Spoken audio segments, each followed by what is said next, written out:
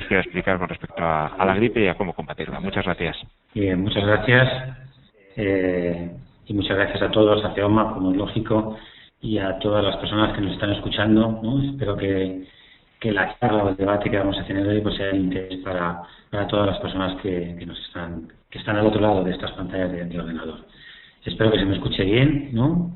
Y cualquier cosa, cualquier pregunta, yo no tengo inconveniente en que si hay algún debate o alguna pregunta que podamos hacer a lo largo de la charla o la conferencia, encantado que se me interrumpa o que se me corte, ¿no? También porque la utilidad de esta charla radica en que a todas las personas que nos están escuchando pues les sea útil y podamos resolver algunas de las dudas que tienen. Como decía antes nuestro presentador, es verdad que estamos en el mes de octubre, es un mes en el que se inician habitualmente las campañas de vacunación de la gripe con la intención de prevenir una enfermedad que suele aparecer a partir del 20 de diciembre aproximadamente. Mucha gente puede pensar que ya tenemos gripe, que ya estamos ante una situación de gripe, y lo que sucede es que con nosotros viven otra serie de virus, no solo el virus de la gripe, sino otros virus que aparecen ahora más tempranamente. Son virus que llamamos rinovirus, virus que afectan a la vía nasal, a la vía respiratoria alta, y que evidentemente hacen que tengamos cuadros catarrales que son muy leves y que remiten con los fármacos que calman un poco pues esa secreción por la nariz, que llamamos rinorrea, o esos cuadros de tos o de estornudos, ¿no? Y que de alguna manera podemos resolver muy bien con analgésicos o incluso algunos fármacos que denominamos mal llamados antigripales, entre los cuales básicamente estaría el propio paracetamol, ¿no? Que miramos de forma convencional. Nuestro invitado evidentemente de hoy es el virus de la gripe, es este virus del que conocemos su estructura, su forma, sabemos muy bien cómo se comporta. Hay dos elementos muy importantes que yo no quiero que ustedes se líen con los nombres ni con las cosas que yo pongo aquí, porque van a ver cosas que son a lo mejor términos muy médicos, pero sí que quiero que se fijen en esta N, que llamamos neuraminidasa, es una sustancia que está en la superficie del virus y que va a hacer que les etiquetemos o les demos un nombre a veces a estos virus, ¿no? Y otra sustancia del virus que empieza con la letra H de hemaglutinina, que también es una parte muy importante de la superficie de este virus. Y estas dos letras, la H y la N, son los que van a dar esa denominación que a veces hablamos de los virus de la gripe como H1N1 o como H5N1, etcétera, etcétera. Obedecen un poco a los cambios que produce el virus en su envoltura y que le hacen evidentemente diferente de unos años a otros. Estas sustancias de la superficie del virus pues ya se han descrito 16, o sea que en los virus A tenemos en las letras estas de la H pues del 1 al 16 por variaciones y cambios que ha tenido el virus. En forma coloquial pues sería un poco que muta, que cambia este virus y cambia, insisto, año a año, y también esta sustancia que llamamos neuraminidasa pues también cambia. Tenemos 9 subtipos del 1 al 9 que han ido cambiando a lo largo del tiempo. Esto solo es para que sepan que el virus cambia, que muta, y evidentemente en esos cambios pues va a dejarnos a veces un poco desprevenidos, ¿no? Hay cambios que llamamos, o variaciones que llamamos mayores, que habitualmente se producen cada 20 y tantos años, y es cuando aparecen las pandemias, ¿no? Como la que tuvimos con el virus que llamamos AH1N1, que fue en el año 2009, y hay cambios menores, desviaciones menores, que aparecen cada año, y hacen que este virus, ya digo, pues de alguna manera nos deje a veces un poco desprotegidos o no sepamos muy bien cuál es el virus que va a circular o que va a actuar. Y algo muy importante que también quiero que ustedes conozcan es que este virus, que aunque habitualmente nos afecta a los seres humanos, tiene una predisposición muy importante por las aves, ¿no? Conocemos la gripe aviar que está ahí, que está presente en nuestro medio, y a veces estos virus que afectan a las aves de la gripe aviar pueden interrelacionar con los virus del ser humano y darnos evidentemente, como decía antes, sustos o cambios sustanciales de aparecer esa gripe aviar también en el ser humano. Eso pasó en el año 2005, en toda la zona del sudeste asiático, y se extendió un poco hacia Europa. Afortunadamente no llegó a afectarnos de una forma muy importante, pero son situaciones que se nos pueden dar. Y a veces también de las propias aves pueden afectar a otros animales, a otros mamíferos, como puede ser el cerdo, y del cerdo podría afectarnos al ser humano. Con lo cual, esto hace que un poco el comportamiento de este virus pues sea evidentemente más complejo y su enfermedad pues sea más grave que la de un catarro común. Dicho esto, sí que me gustaría también que conociesen dos cositas muy básicas de cómo se comporta esta enfermedad. Una cosa muy importante es que este virus, una vez que entra en nuestro organismo, en unas 4 o 6 horas ya empieza a replicarse, ¿no? Es un virus que se transmite por vía aérea, con los estornudos, ¿no? Sobre todo pues a través de esa vía aérea, y si alguien entrase en un autobús con gripe y empezase a estornudar, en un periodo de 4 o 6 horas, pues de alguna manera nos podría haber contagiado a todos. Algo muy importante es que desde que ese microorganismo entra en nosotros, a partir de las 24 horas y hasta más o menos unos 5 días, podemos nosotros también transmitir esa enfermedad a otras personas. Y el periodo de incubación, el tiempo en el que empezamos a tener síntomas, pues suele ser de 2 o 3 días, y en 5 o 7 días ya tendríamos anticuerpos en nuestro organismo frente a esta enfermedad. ¿Qué síntomas tiene la gripe? Son muy variados, ¿eh? Algo muy importante, aquí tenemos un poquito en esta gráfica, algo muy importante es que aparece de forma brusca, ¿no? De forma brusca nos encontramos con un cuadro de malestar general, malestar que aparece en muchos casos, la tos, también la fiebre, con escalofríos, con dolor de cabeza y mialgias, que serían dolores musculares. Nos duelen los músculos al hacer cualquier movimiento, cualquier ejercicio, vamos a notar que tenemos dolores musculares. Todo esto, digamos, son los síntomas principales que tiene la gripe. Es verdad que comparten algunos síntomas como puede ser la tos, lo comparte con los catarros, también hay esa tos y esa secreción nasal que decíamos antes. También hay fiebre en los catarros, pero esa fiebre de los catarros nunca va a pasar de 38 grados, mientras que la fiebre que aparece en la gripe va a pasar de 38, incluso puede llegar a 39, con lo cual esto realmente también algo a tener en cuenta, ¿no? Y difícilmente en un catarro vamos a tener cefaleas y dolores musculares. Esto es algo también muy característico de la gripe, que nos deja esa situación de cansancio, de fatiga, cuando tenemos esta enfermedad. También hay algo muy importante, y es que los síntomas, pues evidentemente son fundamentalmente respiratorios, pero se nos pueden complicar, y se nos pueden complicar apareciendo en esas personas que tienen una gripe una sobreinfección, llamamos una sobreinfección bacteriana. Aparecen bacterias que nos pueden, ante esa situación de debilidad que tenemos en el momento de tener la gripe, puede aparecer una bacteria, sobre todo el neumococo, y producirnos una sobreinfección bacteriana y dar lugar, en este caso, a una infección añadida que complica el cuadro de esta enfermedad. Puede también provocar lo que llamamos exacerbación o agudización de personas que ya tienen un cuadro de bronquitis crónica, una enfermedad, esas son las siglas de la enfermedad pulmonar obstructiva crónica, y en estas personas se puede agudizar su cuadro de patología respiratoria. También las personas que tienen fibrosis quística o asma, también esta enfermedad, la gripe, puede agudizar en gran medida su enfermedad. Y luego hay otras complicaciones menos frecuentes, pero que también pueden aparecer, inflamaciones musculares o un síndrome tóxico por otra bacteria, como es un estafilococo, el síndrome de Reye o el síndrome de Guillain-Barré, que son enfermedades ya de tipo neurológico periférico y pueden provocar, bueno, como ya digo, complicaciones importantes de esta enfermedad. ¿Cómo lo podemos diagnosticar? Pues fundamentalmente es cuando acudimos al médico, el médico ve un poco el cuadro que tenemos, detecta que evidentemente es algo más que un cuadro catarral y evidentemente el diagnóstico es fundamentalmente clínico, va a ser un poco la experiencia clínica de nuestros médicos de medicina familiar y comunitaria que conocen muy bien la gripe y ellos van a hacer básicamente el diagnóstico. Habitualmente todo esto que yo pongo aquí no se hace, solo cuando estamos en situaciones de pandemia, como tuvimos en el año 2009, pues es verdad que las comunidades autónomas crean lo que llamamos una red de médicos centinela y esos médicos sí que tienden a aislar estas muestras, mandarlas a laboratorios de referencia y hacer todo esto. Pero por líneas generales, en el día a día, año a año, esto no se hace. Solo lo hacemos cuando estamos en una situación pues, de una epidemia o de una pandemia que obliga a hacer esto. También porque todo este tipo de pruebas diagnósticas se encarecen, evidentemente, tiene un coste importante para el sistema sanitario y no lo podemos estar haciendo todos los años. ¿Y qué tratamiento tenemos para la gripe? Pues un tratamiento que fundamentalmente es un tratamiento sintomático, calmamos los síntomas. Podemos tomar analgésicos, podemos tomar, evidentemente, fármacos que nos calmen el dolor de cabeza, que nos cambien, fundamentalmente para paracetamol, o fármacos muy sencillos que bajen la fiebre o que calmen las molestias y los dolores. A veces tenemos también fármacos para directamente para esos virus, para el virus de la gripe, para el virus influenza.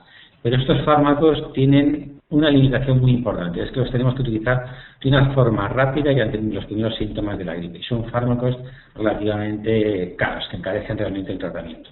Por lo tanto, la mayoría de las veces nos vamos a inclinar en el tratamiento sintomático y solo también, como decíamos antes, ante una situación de pandemia o de una epidemia grave, utilizaríamos estos otros fármacos, ¿no? ¿Por qué nos preocupa la gripe y por qué hablamos de la importancia que tiene la gripe? Pues porque la gripe es una gran causa de morbilidad. Hay personas, montones de personas, que todos los años se enferman de esta enfermedad. Que se estima que casi 4 millones de personas en España van a pasar la gripe durante la temporada gripal, que suele ser, ya como he dicho antes, va desde 21 de diciembre hasta más o menos abril. Esa es la temporada donde aparecen más casos de gripe. Y todos los años declaramos cerca de 4 millones de casos de gripe. También muy importante es la mortalidad. Hay personas que van a morir por este virus. Se estima en España unas 3.000 personas mueren al año, 3.000, 3.500 personas pueden morir por esta enfermedad. Y luego algo muy importante, si hay muchos casos y muere gente, evidentemente esto también tiene un impacto económico que tenemos que saber, cuantificar y las autoridades sanitarias pues deben de hacer un balance ahí de riesgo-beneficio para saber a quién tenemos que vacunar para evitar esa mortalidad y evidentemente analizar que es mejor prevenir, como se dice de forma coloquial, es mejor prevenir que curar. Para controlar la mortalidad, los casos, la gripe es una enfermedad de declaración obligatoria nacional y todos los médicos la notifican y la declaran. En caso de epidemias, en caso de pandemias, pues como decía antes, hay una red de médicos centinelas que se encargan de ello. Tenemos que saber que además de los casos en las personas de más de 60 a 65 años suele ser causa incluso de hospitalización. Hay personas que tienen que ser hospitalizadas por esta enfermedad. Hay patologías que se asocian, como hemos dicho antes, la neumonía se va a asociar, problemas neurológicas que se pueden asociar, y también no solo en la gente más mayor, sino en los más pequeños. En los más pequeños también es una enfermedad que se puede agudizar y nos puede dar muchos problemas. Aumenta la demanda de los servicios de urgencia, la imagen que tenemos a veces de los meses de diciembre, enero, con esos picos de gripe que aumentan de una forma muy grande y hace que la gente acuda mucho más a los servicios de urgencia con pues el riesgo que esto tiene de contagio a otras personas y evidentemente con el desbordamiento de estos servicios de urgencia. Y luego algo muy importante es el absentismo laboral. Habitualmente se estima que si las personas no se vacunan, pues podrían estar una media de 3-4 días de absentismo laboral por un cuadro gripal. Decíamos también que la mortalidad también es importante y la mortalidad además se centra sobre todo en las personas más vulnerables. Por lo tanto, lo que hemos dicho antes, perdón que resulta la diapositiva, lo que hemos dicho antes sería la gente más mayor, por un lado, en los niños y cualquier persona que tenga una enfermedad crónica asociada. En las personas que tienen una enfermedad crónica asociada, todas estas complicaciones que decíamos antes se van a agudizar mucho más y la probabilidad de muerte es mayor. Podemos recordar lo que pasaba cuando la pandemia del virus H1N1, que sobre todo nos preocupaba las personas que tenían problemas de diabetes, en las mujeres embarazadas, etcétera, etcétera, porque ahí evidentemente la enfermedad se puede complicar mucho más y la mortalidad también va a ser mucho mayor. Y como decía, el coste, se ha estimado el coste por paciente en nuestro entorno, en nuestro país, y se estima que por paciente son unos $320 y en la población de alto riesgo casi 500 y pico dólares, ¿no? La vacuna, si la compramos en la farmacia, tiene un coste medio de unos 7 o 10 euros, dependiendo un poco de la marca que se compre en la farmacia, pero también tenemos que pensar que las autoridades sanitarias en las comunidades autónomas lo compran mediante concurso y el coste es más o menos la mitad. Con lo cual estamos hablando de que el coste por paciente de vacunar va a estar en torno a 4 euros y evidentemente el coste de la enfermedad estamos en 300 y pico euros. Yo creo que esto es algo evidente que desde el punto de vista del coste directo merece la pena vacunar, y si añadiésemos además costes intangibles como el absentismo laboral o los días que uno tiene que quedarse en casa o las cosas que dejamos de hacer, evidentemente el coste sería muchísimo mayor. ¿Qué podemos hacer para controlar la gripe? Pues ya lo hemos dicho a forma de resumen, vigilar. Nuestro sistema de vigilancia epidemiológica controla la gripe y es fundamental. Los servicios de vigilancia epidemiológica son claves. Y por otro lado, tenemos las vacunas, también esos fármacos que decíamos antes, que podemos utilizar a veces ante situaciones de pandemias, pero que habitualmente no los empleamos por el coste elevado que tiene. Pero sí que tenemos las vacunas y podemos, evidentemente, vacunar. En la vigilancia, ya digo, fundamentalmente son los médicos, que cuando vamos al médico de familia, el médico nos diagnostica que tenemos una gripe y ese médico va a notificar que ha visto un caso de gripe. Y así vamos controlando y vamos monitorizando de alguna manera cómo se está comportando la gripe. También vamos a controlar si aparecen sobreinfecciones bacterianas, etcétera, etcétera, y con eso calculamos la magnitud que va a tener esta enfermedad, ¿no? Y esta es la pieza clave de la vigilancia epidemiológica. También, ante situaciones, como decía antes, de alarma y de alerta, pues tenemos laboratorios. Afortunadamente, en España tenemos varios laboratorios de referencia para todo el control de la gripe y también lo hay en toda Europa. Tenemos que controlarlo y tenemos que saber qué está pasando. Esto es muy importante para que veamos un poco la magnitud y la importancia que le damos a la gripe en Europa y en el conjunto del mundo. Tenemos que controlarla para evitar que surjan problemas, como decíamos antes, de pandemias, etcétera, etcétera. Pandemias, como decía antes, hemos tenido y son cada 20 y tantos años. La última realmente la tuvimos en el año 2009 y en esa que tuvimos en el año 2009, pues desde la anterior han pasado más o menos 32 años, aunque aparecen, como vemos aquí, cada 10 o 50 años. No hay ningún dato. Hay gente que intenta hacer reglas para ver cómo se está comportando y cuándo va a venir la siguiente, pero no lo sabemos. Ojalá tuviésemos ahí una bola de cristal para saber cuándo va a aparecer la siguiente, pero realmente no lo sabemos. Pero es verdad que las pandemias originan una alta mortalidad y una alta morbilidad. Y en algunos casos se ha demostrado que su origen no solo es en humanos, sino que aparece en animales. Por lo tanto, tenemos que tener presente que cuando aparece la gripe en animales, pues la situación se complica aún más. Estas pandemias, en gran parte, surgen porque los virus cambian. Los virus van a cambiar y van a mutar.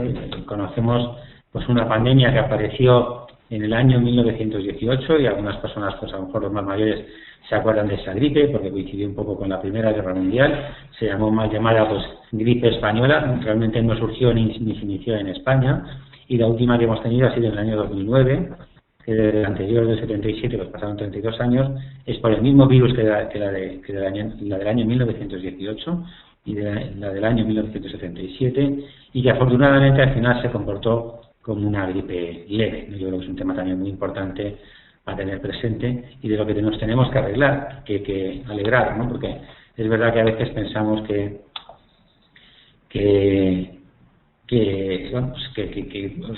al final aquello fue un poco fiasco. Parece que nos gustamos porque la gripe del año 2009 no se comportó como inicialmente se pensaba, ¿no? Pero afortunadamente, como digo, fue mucho más leve y eso es motivo evidentemente de alegría y sentirnos satisfechos porque no afecta a la gente.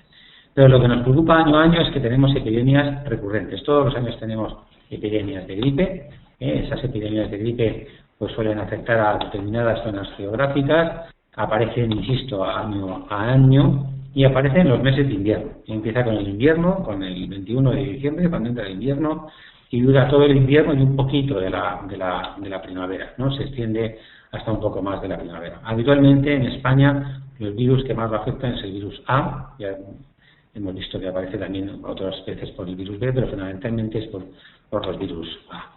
Y los virus que aparecen en nuestro entorno va a ser el virus A, el H1N1, es todos los años, siempre está ahí. También hay otro que llamamos H3N2 y a veces cada 2 o 3 años aparece el virus B y nos causa también una epidemia recurrente. Estas son algunas de las que hemos tenido, pero bueno, me lo voy a saltar porque ya lo hemos ido comentando.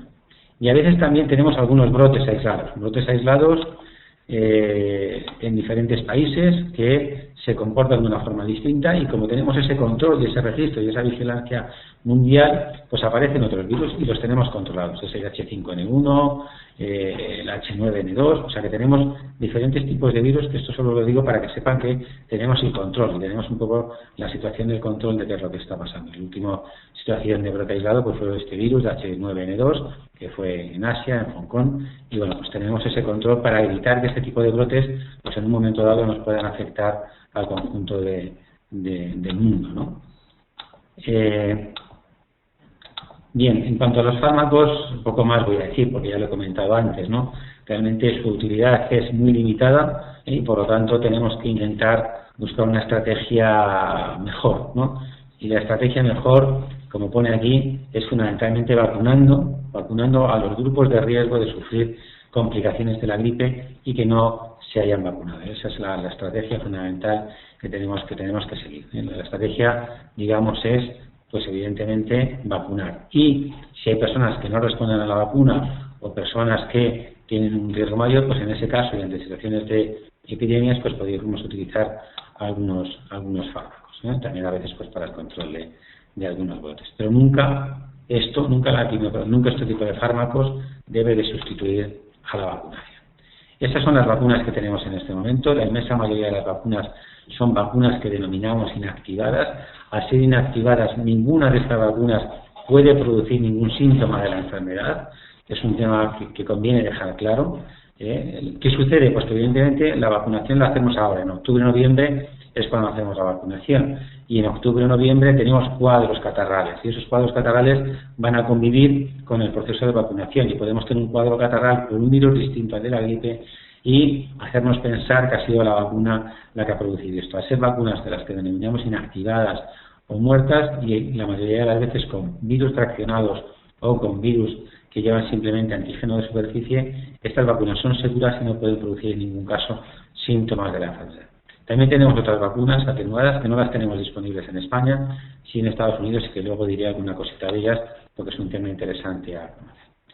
Las vacunas de la gripe, pues evidentemente las administramos cumpliendo las recomendaciones que hace la Organización Mundial de la Salud, que año a año publica sus recomendaciones, y año a año va cambiando las cepas. Estas son las cepas que teníamos para el hemisferio norte en el año 2007-2008, estas son las del anterior, y vamos cambiando. Siempre hay dos virus A, H1N1 y H3N2, y un virus B. Y cambia la ciudad. ¿Por qué cambia la ciudad? Porque corresponde a la epidemia más grave que se haya producido en el tiempo. Y además que sea más próxima o cercana a nosotros. Podríamos poner aquí una cepa del año 1918, pero el virus ha cambiado tanto que evidentemente no nos respondería ni tendría nada que ver con lo que vemos en este momento. La temporada de este año, la temporada 2012-13, la vacuna lleva un virus A, H1N1, y concretamente la cepa del año 2009, de la pandemia que tuvimos en el año 2009. Lleva virus fraccionados de esa. Aquí tenemos otro que lleva el virus A de una cepa sacada de la ciudad de Victoria en el año 2011, que causó una epidemia importante por el virus H3N2. Por lo tanto, si el virus muta o cambia y es un H3N2, se parecerá más a este que el del año 50 y tantos, ¿no? Y luego siempre lleva un virus B que sea cercano, en este caso es de una cepa que se dio en Wisconsin y del año 2010, también relativamente próximo o cercano en el tiempo a nosotros. Y esta es la vacuna que nos estamos poniendo este año en todo el hemisferio norte. Un dato curioso, solo para que lo sepan: las vacunas se obtienen cultivándolas en huevos embrionados de pollo. Esto hace que, evidentemente, a las personas que sean alérgicas al huevo no se les pueda administrar esta vacuna, ¿no? Es un dato que la población conoce y sabe que tiene ese tipo de alergia, por lo tanto, pues lo puede advertir a la hora de antes de que se le administre la vacunación. Importante, se les inactiva con una sustancia, como es el formaldehído o esta otra sustancia, para que queden totalmente inactivados, y ya digo, son fracciones de los virus y no es el virus entero, con lo cual no puede producir en ningún caso la enfermedad. Y luego algunas vacunas llevan algunos adyuvantes, sobre todo pues este tipo de adyuvantes o virosomas, que potencian la actividad de las vacunas para que con una dosis menor pues podamos evidentemente estimular nuestro sistema inmune y se produzcan adecuadamente bien los anticuerpos. Las vacunas tienen que cumplir los criterios que marcan las agencias de medicamentos, en este caso la Agencia Europea del Medicamento, y por lo tanto cumplen los estándares exigidos de rigor para hacer todo esto. Y todos los años, con las vacunas que vamos a sacar cada año, se realizan una serie de ensayos clínicos para demostrar la seguridad y la inmunogenicidad, es decir, la capacidad de estas vacunas para producir anticuerpos. Esto se hace todos los años. Bien. ¿Qué requisitos pide la Agencia Europea del Medicamento? Pues pide que de alguna manera tenga una protección que sea de más del 70% en la gente de 18 a 60 años o de más de 60 en los de más de 60 años. Por otro lado, que también produzca anticuerpos, en al menos haya seroconversión y se produzcan anticuerpos por encima del 40% o por encima del 30% en la gente normal. Y que, evidentemente, la protección pues produzca un incremento con respecto a los anticuerpos que teníamos previamente. Bien. ¿Cuáles son las indicaciones? ¿A quién tenemos que vacunar? Pues tenemos que vacunar personas con un riesgo elevado de presentar complicaciones. Ahora veremos quiénes son estos. Tendremos que vacunar a personas que puedan transmitir la infección a aquellos individuos de alto riesgo. Y tenemos que vacunar también a algunos otros grupos. Vamos a ver quiénes son estos. ¿Quiénes son las personas con un riesgo elevado de presentar complicaciones?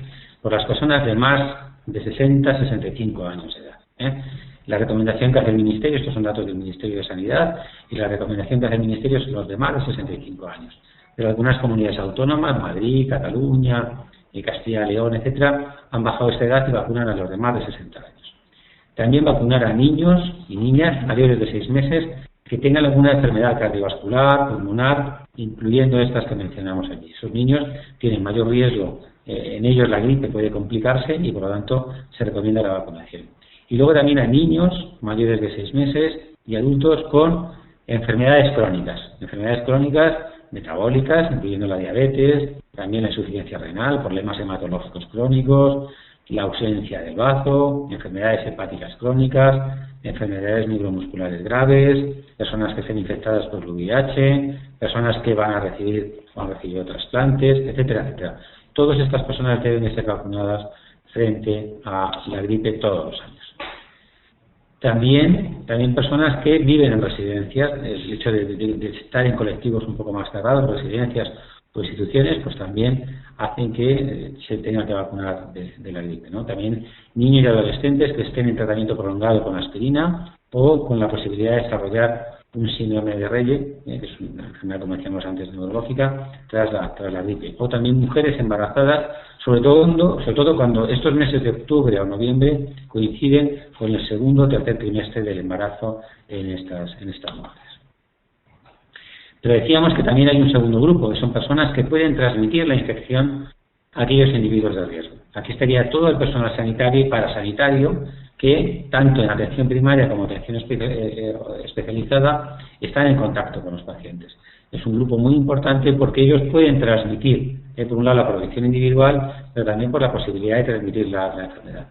Personas que por su trabajo están en instituciones geriátricas o están al cuidado de enfermos crónicos en el domicilio o en residencias, personas que proporcionen cuidados domiciliarios a pacientes de alto riesgo y también personas que conviven en el hogar, incluidos los niños, con personas que padecen o que son personas de alto riesgo. Si bueno, pues tenemos una persona en casa con un problema oncológico, un problema de un cáncer y tal y cual, pues todas las personas que conviven en el hogar es muy importante que se vacunen, no solo por ellos, sino porque pueden transmitir la infección y podemos originar una complicación mucho más grave de la enfermedad en ese paciente que tenemos en casa o en el domicilio. Y a veces, como decía antes, poblaciones especiales, pues personas que prestan servicios comunitarios, la policía, los bomberos, pues se podrían vacunar sin ningún problema. A veces viajamos, es una situación muy excepcional, pero a veces en nuestros meses de verano viajamos al hemisferio sur, que es la época de invierno, pues sería recomendable, en esos casos, pues evidentemente también podríamos proceder a la vacunación. O personas que están en contacto por su ocupación con aves, ¿no? O con animales de granjas, etcétera, etcétera, pues evidentemente también podría ser una indicación un poco especial, pero que también se podría llevar a cabo. ¿Qué hacemos en España? Pues en España cumplimos lo que hemos dicho antes, todas esas recomendaciones son del Ministerio de Sanidad. Algunas comunidades lo único que han hecho ha sido bajar la indicación de la vacunación a los 60 años. Hay algunas diferencias a veces en la indicación de VIH-Sida, pero evidentemente lo ideal es que vacunemos a todas las personas que padecen un SIDA o que han sido infectadas por el VIH. Y es verdad que no todas las comunidades autónomas, pero bueno, ya la mayoría sí que la incluyen, la recomendación de las mujeres embarazadas cuando coincide con el segundo o tercer trimestre del embarazo. ¿Qué hacen los países de nuestro entorno? Pues básicamente lo mismo.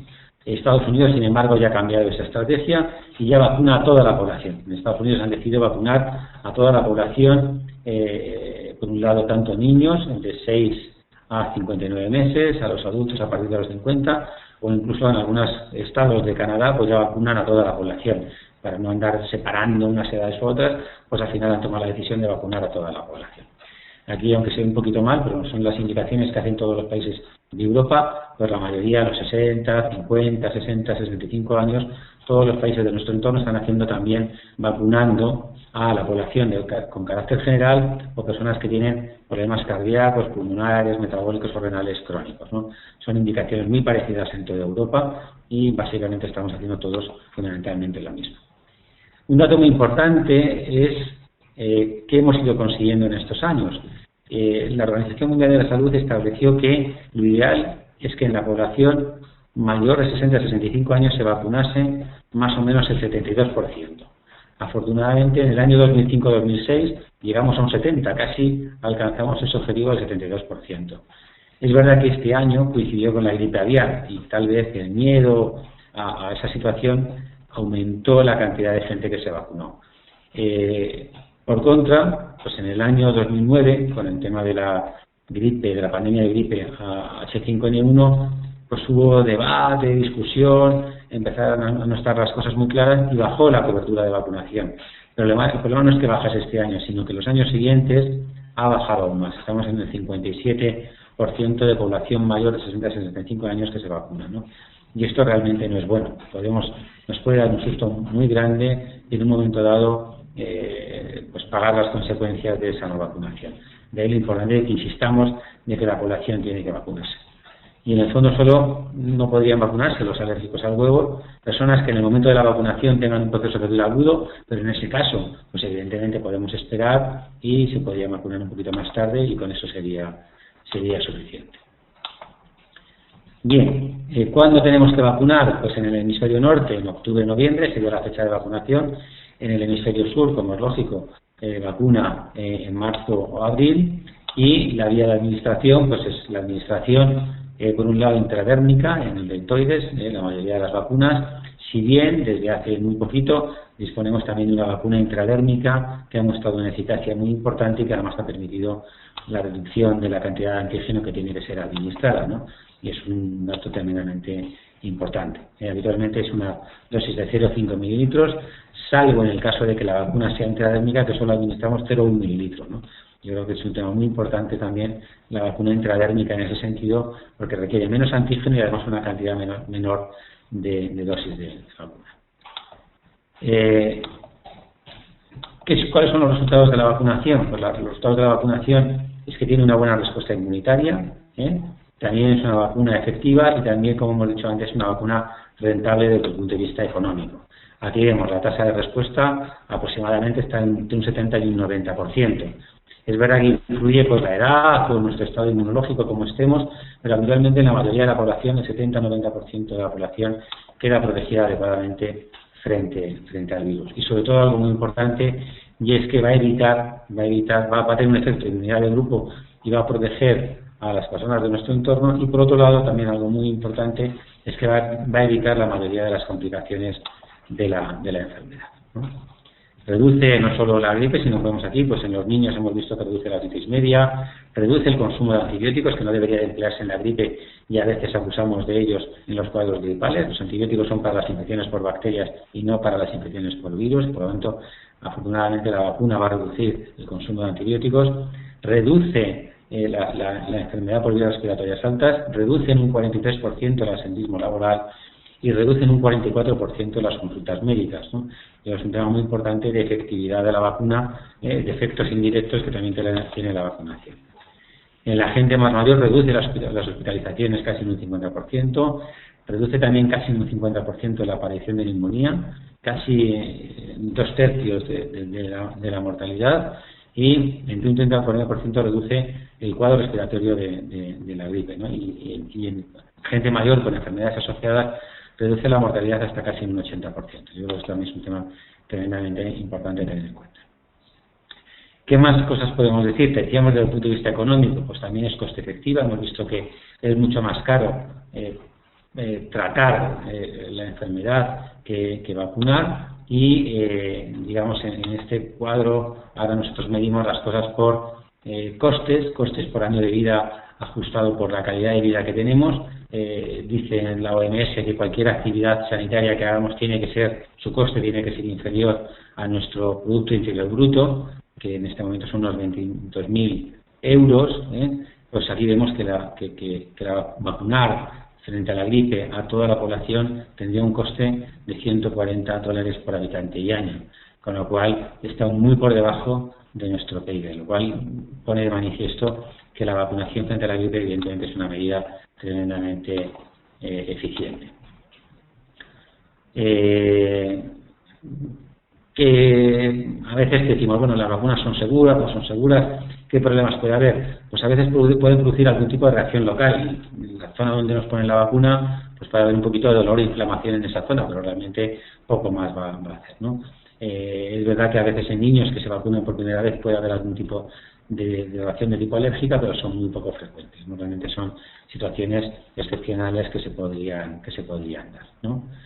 Se puede administrar conjuntamente con otras vacunas, se puede aprovechar para vacunar conjuntamente de la vacuna antineumocócica, de hecho en la atención primaria lo hacen, y como todas las vacunas debe de conservarse entre 2 y 8 grados, con lo cual habitualmente vacunan en los centros de salud, pero si alguien comprase la vacuna en una farmacia y la llevase a casa, tiene que saber que la tiene que conservar entre 2 y 8 grados. No puede estar a temperatura ambiente durante mucho tiempo ninguna vacuna, porque evidentemente pierde su efectividad. Digamos que, bueno, pues lo que decíamos antes, se está utilizando en la mayoría de la población, y en España pues casi 2/3 de la población más o menos se está vacunando. Yo creo que es un tema a insistir y a dar un poco la importancia de que se tiene que mantener y se tiene que vacunar. Ya para finalizar, dos cositas de las vacunas atenuadas, un poco para que conozcan ustedes que se está trabajando y se está investigando en nuevas vacunas. Las vacunas atenuadas que ya disponen Estados Unidos y Canadá, pues son vacunas exactamente igual, pero con una ventaja en cuanto a la vía de administración, y es que se van a poder administrar mediante un spray nasal, ¿no? No va a requerir pinchazos, sino que va a ser un spray como un inhalador de estos nasales, y la vamos a poder administrar por esa vía. Sí que es cierto que hoy por hoy tenemos una pega, y es que se conserva en congelador a menos 15 grados, hay que sacarlo de la nevera, hay que descongelarlo para su posterior administración. Esto irá cambiando, se mejorará, pero bueno, la verdad es que las vacunas atenuadas, como digo, ya se están empleando en otros países, ¿no? Y esperemos que en el futuro pues podamos disponer de ellas también en España y poderlas utilizar, porque simplificaría ese pinchazo anual que tenemos que hacer, y la comodidad que tiene, pues eso, simplemente un inhalador nasal. Al ser un inhalador nasal va a estimular los anticuerpos locales que se producen en la mucosa de la vía nasal, y bueno, pues van a producir una inmunidad también exactamente igual de buena y de duradera. Bien, esto ya digo, se está empleando en algunos países, sobre todo en niños, y está funcionando pues realmente tremendamente bien.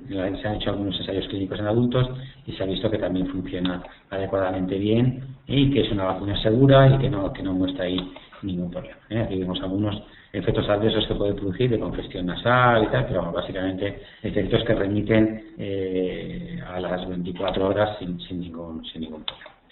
Y ya para finalizar, a modo de recordatorio, pues bueno, yo colaboro con un grupo que se llama el Grupo de Estudio de la Gripe, y en ese Grupo de Estudio de la Gripe, pues evidentemente vamos a lanzar 4 mensajes que queremos decir desde ahí, que es, por un lado, la mejor forma de prevenir la gripe, además de la educación sanitaria, es evidentemente utilizar las vacunas que tenemos para la gripe. Las indicaciones son las que comentaba antes, que indica el Ministerio de Sanidad, y sobre todo en cualquier persona de cualquier edad que tenga una enfermedad crónica asociada. Por lo tanto, sería recomendable, pues incluso no los 60, sino bajar a los 50 años y vacunar a partir de los 50 años de edad. Lo que hemos comentado antes del embarazo, sobre todo cuando coincide con el segundo y tercer trimestre del embarazo.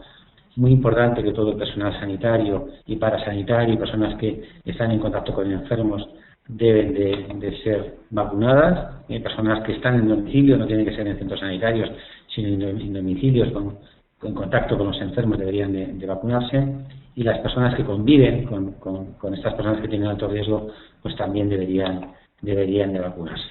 Y luego hay algo muy importante que dice el Ministerio, ¿no? Y es todos los que deseen reducirles la posibilidad de enfermar, porque no cualquier persona que no estemos en esos grupos de riesgo, pues también deberíamos si queremos, pues lo podríamos hacer porque no existe ninguna contraindicación para poderlo hacer.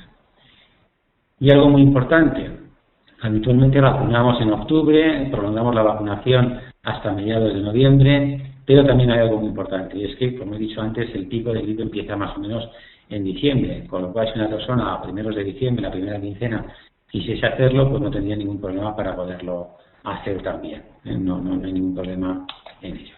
Y por mi parte nada más, muchas gracias por vuestra atención y quedo a vuestra disposición para las dudas o preguntas que puedan surgir. Muy bien, doctor. Muchísimas gracias. La verdad es que ha sido una charla muy interesante, sobre todo porque un tema como es la gripe con la que convivimos todos los años. Estamos todos los años hablando de tengo gripe, no voy a trabajar, que me ha pasado esto, que estoy malo. Al final, después de una charla como la de hoy, pues se entienden mucho mejor los procesos, por qué pasa. Bueno, hay mucho dato curioso que desconocíamos, evidentemente. Muy bien, la vacunación está claro, ha quedado clarísimo que es la mejor o la única forma realmente de combatir la gripe. Bien, antes de seguir, vamos a ver si hay alguna pregunta a través de nuestro chat. Sí, tenemos alguna preguntita. Un segundo, nos dice Eduardo, nos pregunta, quizá alguna de las preguntas ya se hayan podido aclarar, pero bueno, pues si acaso la repetimos. ¿Se puede padecer gripe en verano? Habitualmente el cuadro gripal suele ser mayoritariamente, como he dicho antes, en todo el invierno y un poquito de la primavera. Es verdad, y nos pasó en el año 2009 con la pandemia de gripe, de ese virus que decimos H1N1, que apareció en el hemisferio sur, ¿no? Y al aparecer en el hemisferio sur, apareció en los meses de agosto, ¿no? Y si recordamos, aparecía en México, aparecía en algunos países de América del Sur, y desde allí se podía extender o se podía propagar, ¿no? De hecho nos pasó, ¿no? Que los primeros casos que tuvimos de esa gripe eran personas que venían de viaje de México o de algunos otros países, ¿no? Y por lo tanto es verdad que pueden aparecer casos en los meses de verano, pero es algo relativamente excepcional, no suele ser lo habitual. Entendido, perfecto. Bien, mientras sigue entrando consultas a través del chat, vamos a dar paso a Geoma, que nos lleva organizaciones de mayores, para ver si ahora tenemos por conexión y podemos escuchar su presentación y las cosas interesantes que tienen que contarnos. Vamos a ver, Carmen, buenos días. Carmen, buenos días. Buenos días, ¿me oís? Sí, ahora mucho mejor. Bueno, muchas gracias. Bueno, dar las gracias al doctor Gil. La verdad que ha sido una conferencia espléndida. Nos ha despejado muchas dudas, entre ellas que la vacunación de la gripe es segura, que la verdad es que mejora la calidad de vida de los grupos de riesgo, que evitan 2/3 la mortalidad de las personas, y que realmente es un poco leyenda cuando oímos que me he vacunado y he cogido la gripe. Realmente por lo que he deducido yo y todos los que estamos aquí en el salón de CEOMA que hemos conectado, y que hay varios miembros de la Junta y algunos socios que han querido venir a acompañarnos, pues hemos deducido que realmente si te vacunas puede persistir algún catarro, pero que realmente la gripe no la coges, o por lo menos no la coges en una mayoría importantísima. Con lo cual, pues despejadas esas dudas que creo que corrían en el pueblo, el pensar que si te vacunas, pues que coges gripe. Parece ser que no, que el doctor, como experto en esta materia, nos ha dejado muy claro que es una vacuna segura. Además, es una vacuna que la vacunación, en cuanto al coste de la gripe, de la sanidad en su conjunto, merece la pena. Y ahora simplemente queríamos preguntarle, ya que muchas de las preguntas que teníamos aquí nos las ha despejado en su charla, que ha sido clarísima. Queremos decirle al doctor si para la vacuna es necesaria una receta. Gracias. Vamos a ver. No hace falta receta. La vacunación, en todas las indicaciones que yo he puesto, que son del Ministerio de Sanidad, para eso, en los centros de salud se suministra de forma gratuita. Es decir, cualquier persona mayor de 60 años que vaya a su centro de salud, le van a poner la vacunación de forma gratuita. Tú vas a tu enfermero, pides cita, eso sí que te van a pedir un poquito que se pida cita, pero pides cita, te la dan casi de un día para otro y te la van a suministrar de forma gratuita. Eso todas las personas de más de 60 años. Por otro lado, si tienes menos de 60 años, pero tienes una enfermedad crónica, tienes una diabetes, tienes una enfermedad respiratoria, tienes una enfermedad renal, etcétera, etcétera, tu médico ya está controlándote esa patología y por lo tanto ya no va a ser a lo mejor tanto el médico de familia, que también, sino incluso el especialista, el que le va a recomendar la vacunación. Lo único que tiene que hacer es que indicarle que vaya a la consulta de enfermería para que pida cita y le ponga la vacunación. No haría falta. Por ejemplo, en mi caso, es una persona que tengo 53 años, una persona de 53 años que afortunadamente no tengo ninguna enfermedad crónica asociada, y asumiendo que no fuese médico y quisiese vacunarme, yo podría ir a la farmacia, comprarla, no me van a pedir receta, y podría ir al centro de salud y el enfermero me la pondría. Yo no tendría la indicación de que se me ponga de forma gratuita, pero sí que evidentemente la puedo adquirir en farmacia y se me puede poner. Aquí sí debo decir que en la mayoría de las empresas, sobre todo empresas grandes, asumen como algo muy importante la vacunación de sus trabajadores y muchas empresas a través de sus servicios médicos compran las vacunas y las suministran de forma gratuita a sus empleados, ¿no? Por un lado, por la protección de los empleados y algo que decíamos antes, para evitar también el absentismo laboral, ¿no? Muy claro. También queríamos preguntarle, desde su punto de vista de médico experto en esta materia, ¿cree usted que en los últimos años se está haciendo el suficiente esfuerzo por parte de las autoridades sanitarias y de las sociedades científicas de competencia para concienciar no solamente a las personas de riesgo y a otros grupos que hemos visto que aunque no tengan 60 años también deben vacunarse porque estarían incluidos en ese grupo, sino también a los profesionales sanitarios de la necesidad de vacunarse? O quizá en estos momentos la crisis pueda afectar a que la comunicación no sea tan extensa por ese motivo. Bien, hay un aspecto muy importante, ¿no? Y este año precisamente se han agrupado un gran número de sociedades científicas y acaban de sacar hace 15 días un documento de consenso firmada, ya digo, por un gran número de sociedades científicas diciendo de la importancia de la vacunación de la gripe en la población y también en el personal sanitario, ¿no? Yo creo que eso muestra un poco el interés de todos los sanitarios en insistir en la relevancia y la importancia que tiene la gripe. Y luego las autoridades sanitarias lo hacen, acaban de hacer su concurso. Yo ayer hablaba con una persona de la Consejería de Sanidad de la Comunidad de Madrid y me decía pues que evidentemente han suministrado a todos los centros de salud de las dosis necesarias para poder cubrir esa vacunación, y lo que tenemos que hacer un poco los profesionales sanitarios que están en el ámbito de los centros de salud y demás es pues ser un poquito más proactivos para que no se quede nadie sin vacunar. Yo creo que eso es algo tremendamente importante. Además, por lo que hemos dicho antes, es la medida más eficiente, que tenemos en este momento, y si tenemos una crisis económica es mucho más importante que vacunemos. Como decía antes, supone 4 euros por persona y si pasa la enfermedad son 300 y pico. O sea que si no tenemos recursos económicos ahora para muchas cosas en la atención sanitaria, tenemos que ser mucho más eficientes y saber que la vacuna nos puede evitar en gran medida esta situación. Y en el caso del personal sanitario, pues evidentemente analizar la importancia que eso tiene y que somos, como he puesto antes también, transmisores de la enfermedad y por lo tanto, no solo por el absentismo laboral, no solo por protegernos nosotros, proteger a nuestras familias, sino por la propia protección de los enfermos con los que estamos. Tiene que haber un poquito de responsabilidad social. Me hace un pequeño paréntesis porque cuando surge, es una frase que digo con cierta frecuencia, pero yo creo que es muy ilustrativa, cuando surgió la pandemia en el año 2009, en los países en vías de desarrollo con los que pues trabajamos en proyectos de cooperación, solo había vacunas para vacunar al 2% de la población. Solo podíamos vacunar, en países como Tanzania o como Kenia, solo podíamos vacunar al 2% de la población.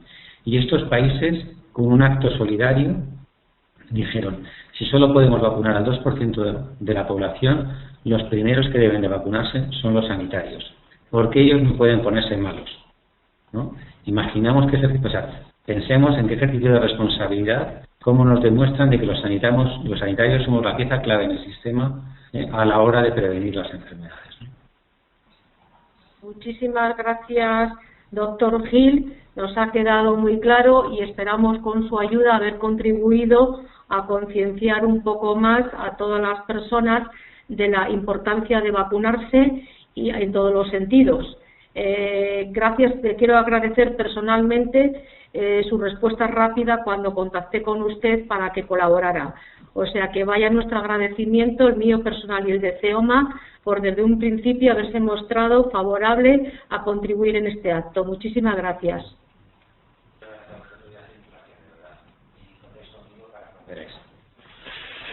Carmen, buenos días. ¿Quieres hacer la presentación de CEOMA ahora o seguimos con las preguntas? Bueno, si quieres, creo que se me escuchó la primera parte de la presentación. Solo decir que esta iniciativa parte de la Comisión Sociosanitaria de CEOMA, que normalmente hacemos actividades para contribuir a concienciar a todas las personas mayores a cuidarse, a prevenir enfermedades, para fomentar el envejecimiento activo. Esta es la segunda, contribuir. Tenemos también convenios con sociedades científicas, con asociaciones de pacientes, con otras fundaciones y organismos en este sentido. Y esta pues es una más que hemos creído muy novedosa y bueno, creo que ha quedado claro que CEOMA está posicionada como una entidad de referencia en el sector de los mayores, que está integrada por 40 organizaciones y bueno, pues que nuestra meta es la defensa de los derechos de las personas mayores. Creo que con esto es suficiente y si hay alguna pregunta más, pues le podemos dar prioridad a ese tema. Perfecto, Carmen. Muchas gracias, Carlos.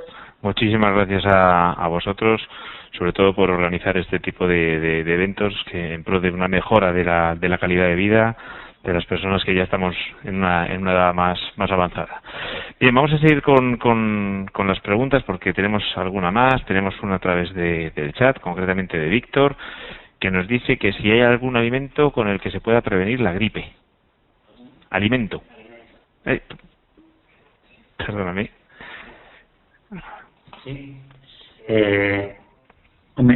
Ningún alimento en específico, pero desde el punto de vista de la prevención, una buena alimentación siempre va a ayudar a nuestro sistema inmunológico. Y si yo tengo bien mi sistema inmunológico, voy a responder mejor, mis defensas van a actuar más rápidamente y me van a proteger muchísimo mejor. ¿Qué alimentos fundamentales? Las frutas y las verduras, alimentos ricos en vitaminas, pues se dice de forma coloquial. Yo creo que ese zumo de naranja que nos deberíamos de tomar todos para empezar nuestra actividad diaria, nada más levantarnos, ¿no? Pues va a tener un papel tremendamente importante, ¿no? Y ya digo, pero no solo por la gripe, sino porque las frutas y las verduras van a mantener un sistema inmune muy activo y un nivel muy alto, ¿no? Y eso va a ser bueno para toda nuestra vida en general. Perfecto, doctor. Tenemos otra consulta. Está el chat un poco complicado. Vale, aquí la tengo. Nos dice Marieta que se vacunó de gripe y ha tenido una recaída. Dice que después de su ponencia entiende que es un catarro y no una gripe. Es lo que decíamos antes, hay muchos virus y sobre todo en esta época otoñal, ¿no? Que es justo el cambio, cambia la temperatura y además cada vez cambia más bruscamente y nos pilla un poquito desprotegidos, ¿no? Entonces hay algunos virus, como ya digo, el virus de la gripe se llama virus influenza, pero hay otros virus que llamamos rinovirus. Esos rinovirus son los causantes, y también otros más, ¿no? Son los causantes de los cuadros catarrales y circulan pues de una forma muy frecuente durante este tiempo. Y es verdad que yo me puedo vacunar hoy, que es 20 y tantos de octubre, estoy vacunado y de pronto como esa vacuna no me va a proteger de los rinovirus, puedo adquirir un rinovirus de estos y tener un cuadro catarral.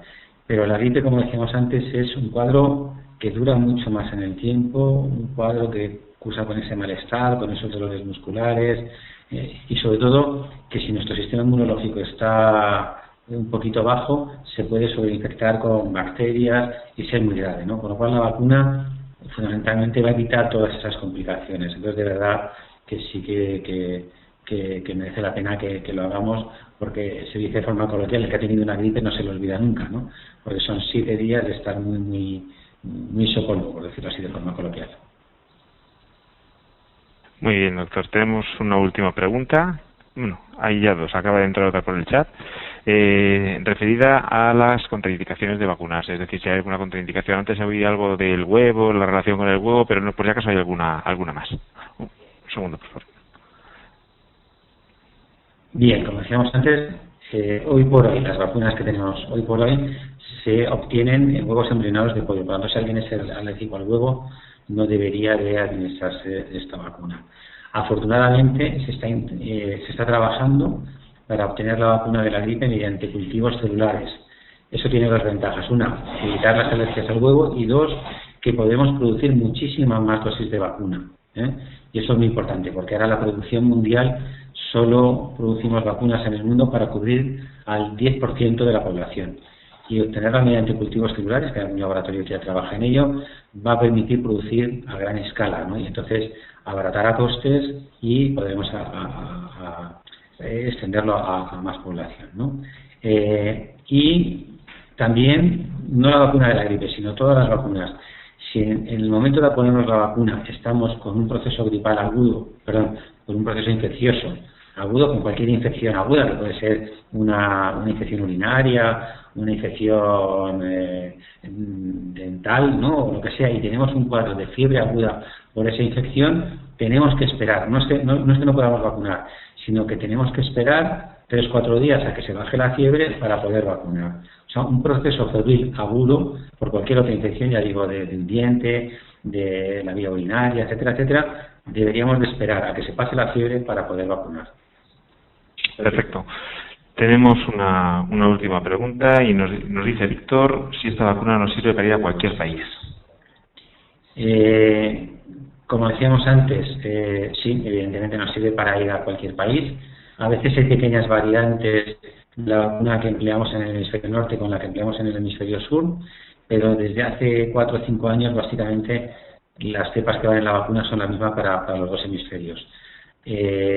La vacuna protege durante un año, con lo cual si yo me vacuno ahora en octubre, ¿no?, de la gripe y estoy aquí en España, y luego en marzo o en abril voy a ir a Argentina, pongamos por caso, pues evidentemente me valdría la protección. Si no me he vacunado y voy a ir en abril-mayo a Argentina, sería ideal que me vacunase en marzo. Pero bueno, eso es un poco siempre en el Servicio de Sanidad Exterior que hay en las diferentes comunidades autónomas, nos van a informar adecuadamente bien de cómo hacerlo. Muy bien, doctor, pues de momento parece que no hay más preguntas a través del chat ni de viva voz. Nadie se ha atrevido a utilizar el micrófono en esta ocasión. Muchísimas gracias por toda la información que nos ha transmitido. La verdad es que ha sido muy aclaratorio.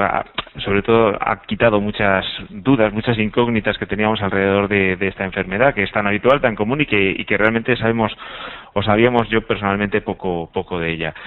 A todos nuestros usuarios simplemente indicarles que hoy hablamos es un proyecto que sigue adelante gracias a CEOMA, que dentro de poco tiempo tendremos más actividades en torno a este entorno, al entorno de la salud, y que estén pendientes en Post 55 a la publicación de estas nuevas actividades.